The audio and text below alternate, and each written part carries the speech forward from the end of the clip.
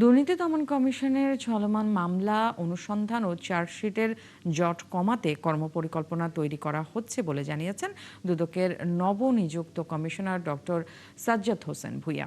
বৃহস্পতিবার গণমাধ্যমের সঙ্গে আলাপকালে তিনি এই কথা জানান। তিনি বলেন, প্রায় 5.5 মাস কমিশন না থাকায় জমে থাকা কাজের অগ্রগতি পর্যালোচনা করা হবে।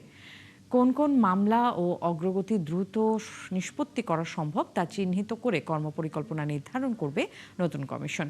বিদেশে অর্থ পাচার রোধেও কার্যকরভাবে কাজ করার কথা জানিয়ে দুদক কমিশনার বলেন, নতুন কমিশনের ইতিবাচক কার্যক্রম কিছুদিনের মধ্যেই জনগণের সামনে দৃশ্যমান হবে। আমরা আমাদের প্রায়োরিটি ঠিক করছি, কোন কাজটা আগে হাত দিলে দেশে জনগণের কাজে লাগবে, সেই অনুযায়ী আমরা আগাবো। আমরা আমাদের পেন্ডিং কাজ কি আছে এবং দেশের জন্য, রাষ্ট্রের জন্য কোন কাজটি বেশি প্রয়োজনীয় সেটা আমরা বাছাই করছি। সেই অনুযায়ী আমরা আমাদের পরবর্তী পদক্ষেপ নিব। আরও কিছুদিন অপেক্ষা করেন, আপনারা অনেক ভালো কিছু দেখতে পাবেন ইনশাআল্লাহ।